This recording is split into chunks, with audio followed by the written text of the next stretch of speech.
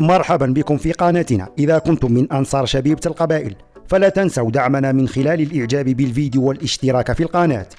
دعونا نجعل صوت شبيبة القبائل يصل إلى كل مكان. شكرا لكم على دعمكم المتواصل، وابقوا معنا لمزيد من الأخبار والمستجدات.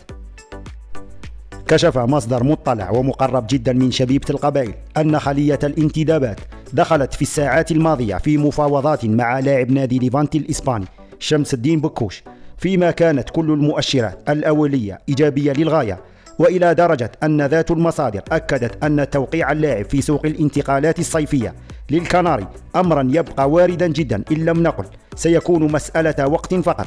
ومن ناحية أخرى علمنا أن اللاعب منح موافقته المبدئية لدراسة عرض شبيبة القبائل وقبوله، ولكن في المقابل طلب مهلة للتفكير قبل تقديم جوابه النهائي، وهو الأمر الذي مدد السوسبانس وسط مسيري الشبيبة، وبالأخص المدير الرياضي حكيم مدان، خاصة أنه هو الذي يتولى التفاوض معه ومع مناجره الخاص. وفي ختام الفيديو دعونا نتحدث عن رأي أنصار شبيبة القبائل حول إمكانية انضمام اللاعب شمس الدين بكوش إلى الفريق. الكثير من المشجعين يرون أن بكوش سيكون إضافة قوية لصفوف الشبيبة، خاصة بمهاراته وأدائه المميز في الملعب.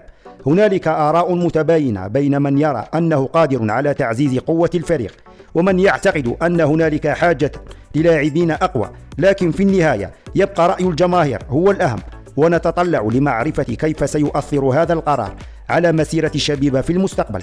شاركونا آراءكم في التعليقات.